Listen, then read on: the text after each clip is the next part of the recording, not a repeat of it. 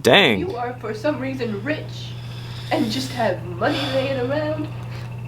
DM me, I'll send you my e-transfer email, and maybe together we can fix my toilet. How am I supposed to go to the bathroom without a toilet? How am I supposed to get a toilet fixed without money?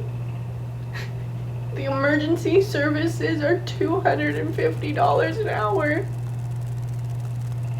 And what if it takes more than an hour? And they said if they have to remove the toilet, that's an extra $50. Bro, $50?